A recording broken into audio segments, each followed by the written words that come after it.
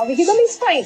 നമുക്ക് നേരം പോകാനൊക്കെ ആണെങ്കിൽ നല്ലത് തന്നെയാണ്. കാരണം നമുക്ക് എപ്പോഴും മോണോഗമസ് ആയിട്ട് ഒരാളിൽ മാത്രം ആശ്രയിച്ചുകൊണ്ടിരുന്നു അയാളാണെങ്കിൽ നമ്മളെ സ്നേഹിക്കണില്ല, അയാളാണെങ്കിൽ ഫുൾ ടൈം നമ്മളെ തെറി വിളിക്കുക, നമ്മളെ തല്ലുക, അങ്ങനെ മാത്രമായിട്ട് ജീവിക്കുമ്പോൾ എന്തെങ്കിലും എന്റർടൈൻമെന്റ് വേണം. ഈ വീഡിയോയിൽ പറയുന്ന തൊട്ട് എക്സ്ട്രാ മാരിറ്റൽ അഫെയർസ് ഓരോ ആൾക്കാരുടെ ഇൻഡിവിജ്വൽ ഫ്രീഡം ആണ്, അല്ലെങ്കിൽ അതിലേക്കൊന്നും ഞാൻ കടന്ന് ചിന്തിക്കുന്നില്ല, അല്ലെങ്കിൽ അതിലേക്ക് ഞാൻ കൈ കടത്തുന്നില്ല. പക്ഷേങ്കിൽ സൈക്കോളജിക്കലി ഉണ്ടാവുന്ന ഇഷ്യൂ എന്ന് പറയുന്നത് എക്സ്ട്രാ മാരിറ്റൽ അഫെയർസ് ഒരിക്കലും ഒരു ഹെൽത്തി ലൈഫിലേക്ക് നയിക്കുന്ന ഒരു കാര്യമല്ല. കാരണം 70-80% ആളുകളും എക്സ്ട്രാ മാരിറ്റൽ അഫെയർസ് അല്ലെങ്കിൽ മറ്റൊരു ബന്ധത്തിലേക്ക് കടന്നു ചെല്ലുന്നത് കറൻ്റ്ലി ഉള്ള ബന്ധത്തിലെ ഇഷ്യൂസ്, ട്രോമ അല്ലെങ്കിൽ അങ്ങനെയുള്ള ഇഷ്യൂസ് കാരണമായിരിക്കും പുതിയൊരു റിലേഷൻഷിപ്പിലേക്ക് കടന്നു ചെല്ലുന്നത്.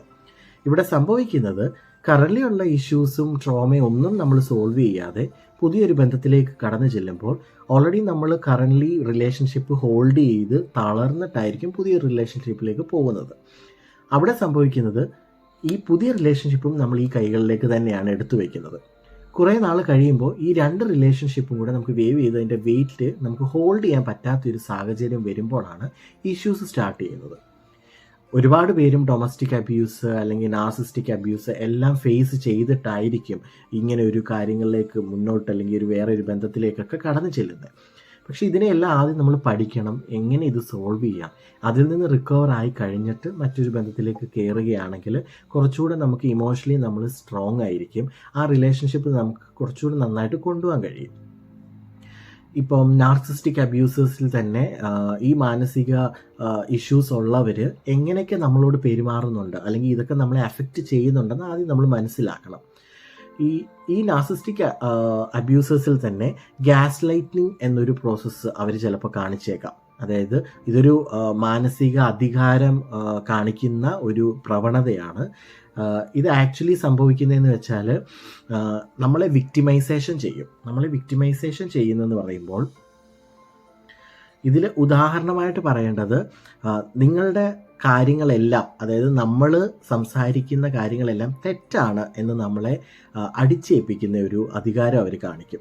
ഇപ്പം നമ്മൾ എക്സ്പീരിയൻസ് ചെയ്ത ആ പാർട്ട്ണർ എക്സ്പീരിയൻസ് ചെയ്ത അവരുടെ ലൈഫിലെ എക്സ്പീരിയൻസ് അല്ലെങ്കിൽ അവർ പഠിച്ച കാര്യങ്ങൾ അല്ലെങ്കിൽ അവർ പറയുന്ന കാര്യങ്ങൾ എല്ലാം തെറ്റാണെന്ന് പറഞ്ഞിട്ട് അവിടെ തൻ്റെ ഒരു അധികാരം കാണിച്ച് ആ പാർട്ട്ണർ എന്ത് ചെയ്താലും തന്നോട് ഇനി ചോദിച്ചിട്ട് ചെയ്യുന്ന രീതിയിലേക്ക് നയിക്കുന്ന ഒരു പ്രവണത.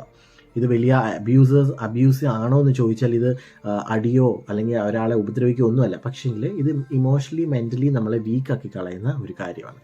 ഇതേപോലെ തന്നെയാണ് ലവ് ബോംബിങ്.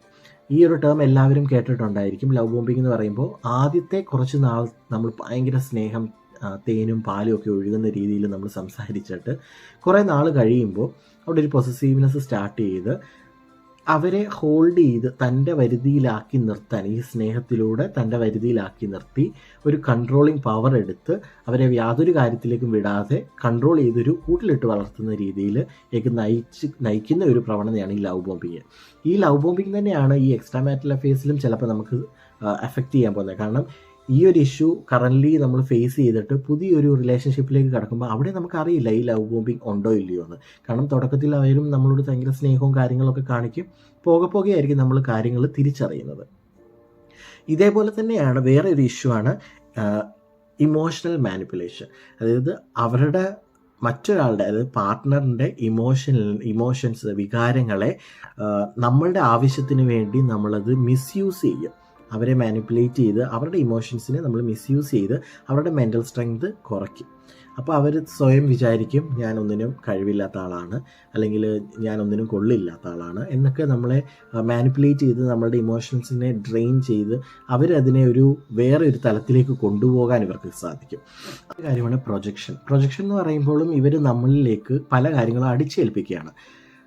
നമ്മളുടെ കുറവുകൾ, നമ്മുടെ തെറ്റുകൾ എല്ലാം തൻ്റെ തലയിലേക്ക്, മറ്റ് പാർട്ട്ണറിൻ്റെ തലയിലേക്ക് ഇട്ട് കൊടുക്കുന്ന ഒരു സ്വഭാവം നമ്മൾ കണ്ടുവരുന്നുണ്ട്. അതായത് നീ വന്നതുകൊണ്ടാണ് എൻ്റെ ലൈഫിൽ ഇങ്ങനെ സംഭവിച്ചത്, നീ കാരണമാണ് ഇത് സംഭവിച്ചത്, നീ ഇപ്പോൾ ഇങ്ങനെ ചെയ്തത് കൊണ്ടായിരിക്കും ഇങ്ങനെ ആവാൻ ഉണ്ടായ സാഹചര്യം. എല്ലാ കാര്യങ്ങളും തൻ്റെ പാർട്ട്ണറുടെ തലയിലേക്ക് ഇട്ടുകൊടുത്ത് തൻ്റെ ഇഷ്യൂസ്, തൻ്റെ പ്രശ്നങ്ങൾ, അല്ലെങ്കിൽ താനാണ് എൻ്റെ മെയിൻ റീസൺ എന്നുള്ളത് പാർട്ട്ണറുടെ തലയിലേക്ക് ഇട്ടുകൊടുത്തിട്ട് പാർട്ട്ണറെ മെൻ്റലി ഡ്രെയിൻ ഔട്ട് ചെയ്യുന്ന ഒരു കാര്യമാണ് ഈ പ്രൊജക്ഷൻ എന്ന് പറയുന്നത്. മറ്റൊരു കാര്യമാണ് ട്രയാങ്കുലേഷൻ എന്ന് പറയുമ്പോൾ രണ്ടുപേരെ തമ്മിൽ തല്ലിച്ച് അവിടെ ഒരു അധികാരം, സന്തോഷം കണ്ടെത്തുക, അല്ലെങ്കിൽ ഒരു പാർട്ട്ണറിൻ്റെ ബ്രദർ, അല്ലെങ്കിൽ പാർട്ട്ണറുടെ വീട്ടുകാർ. അപ്പം ഈ ആള് ചെയ്യുന്നത് അപ്പുറത്ത് ചെന്നിട്ട് സംസാരിക്കും, നിന്നെ ആള് ഇങ്ങനെയൊക്കെ സംസാരിച്ചു, ഇങ്ങനെ തെറി പറഞ്ഞു, അല്ലെങ്കിൽ ഇങ്ങനെയൊക്കെ മാനിപ്പുലേറ്റ് ചെയ്യാൻ ശ്രമിച്ചു. ഇപ്പുറത്ത് വന്ന് പറയും, ഈ ആൾ നിന്നെപ്പറ്റി ഇങ്ങനെയൊക്കെ പറഞ്ഞു, നീ മാനിപ്പുലേറ്റ് ചെയ്യാൻ ശ്രമിച്ചു എന്നുള്ളത്. ഇവർ തമ്മിലുള്ള ഒരു ക്ലാഷ് ഉണ്ടാക്കി അതിലൊരു അധികാരം, താനാണ് ഈ പ്രോബ്ലം സോൾവിങ് ഒക്കെ നടത്തുന്നത്, താനാണ് ഇതിലൊക്കെ മെയിനായിട്ട് നിൽക്കുന്ന ആൾ എന്ന അധികാരം കാണിച്ച് മുന്നോട്ട് പോകുന്നതും ഒരു മാനസിക ഇഷ്യൂ തന്നെയാണ്. ഇതും ആ രണ്ട് വ്യക്തികളെ, നമ്മുടെ പാർട്ട്ണറെയോ ആണെങ്കിലും പാർട്ട്ണറെ കൂട്ടിച്ചേർത്ത് പറയുന്ന ആളെ ആണെങ്കിലും മെൻ്റലി തകർക്കുന്ന ഒരു കാര്യമാണ്. ഇത്തരമുള്ള ഇഷ്യൂസ് എല്ലാം നമ്മൾ മനസ്സിലാക്കി നമ്മളുടെ പാർട്ട്ണറെ അല്ലെങ്കിൽ നമ്മുടെ കൂടെ നിൽക്കുന്ന ആളുടെ സ്വഭാവം, ക്യാരക്ടർ മനസ്സിലാക്കി ഈ രീതിയിൽ നമ്മൾ അനലൈസ് ചെയ്ത് വേണം മുന്നോട്ട് പോകാൻ. അങ്ങനെ വരുമ്പോൾ നമുക്ക് ഒന്നുകിൽ അവരെ തിരുത്താൻ കഴിയും, ഇനി തിരുത്താൻ കഴിഞ്ഞില്ലെങ്കിൽ തന്നെ നമുക്കതിൽ നിന്ന് ഓവർകം ചെയ്ത് മൂവ് ഓൺ ചെയ്യാൻ സാധിക്കും. ഇതൊന്നും ചെയ്യാതെ നമ്മളൊരു പുതിയ റിലേഷൻഷിപ്പിലേക്ക് കടക്കുമ്പോൾ നമുക്ക് അവിടെയും ഇത് തന്നെയാണ് കാത്തിരിക്കുന്നത് എന്ന് നമുക്ക് പറയാൻ കഴിയത്തില്ല. ഈ ഇഷ്യൂസ് എല്ലാം തന്നെ വെച്ച് സൈക്കോളജിക്കലി നോക്കുകയാണെങ്കിൽ നമ്മുടെ മെൻ്റൽ സ്ട്രെങ്തിനെ തകർക്കാവുന്ന ഒരു കാര്യമാണ് ഈ എക്സ്ട്രാ മാരിറ്റൽ അഫെയർസ് എന്ന് പറയുന്നത്.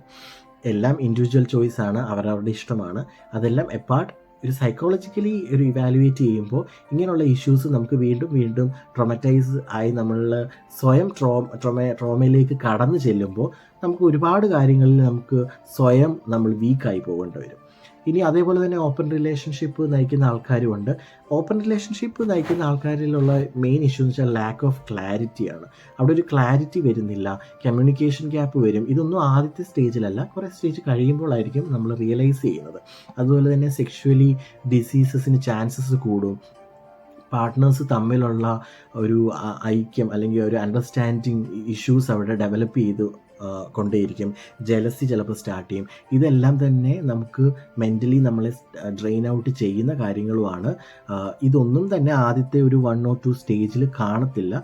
പോകെയായിരിക്കും ഇതെല്ലാം റിയലൈസ് ചെയ്യുന്നത്. അപ്പോഴേക്കും നമുക്കൊരു പർട്ടിക്കുലർ ടൈം കഴിഞ്ഞ് നമ്മൾ ഓൾറെഡി ട്രോമറ്റൈസ് ആയി കഴിഞ്ഞിരിക്കും. ആ ട്രോമയിൽ നിന്ന് നമ്മൾ റിക്കവർ ആവാൻ പിന്നെയും സമയമെടുക്കും. അപ്പോൾ എപ്പോഴും ചെയ്യേണ്ടത് കറൻ്റ്ലി ഉള്ള ഇഷ്യൂസ് സോൾവ് ചെയ്ത് മുന്നോട്ട് നീങ്ങുക എന്നുള്ളതാണ്. അപ്പം എല്ലാ അഫെയർസും എല്ലാ കാര്യങ്ങളിലും നമ്മൾ ചിന്തിക്കേണ്ട ഇത്രയേ ഉള്ളൂ.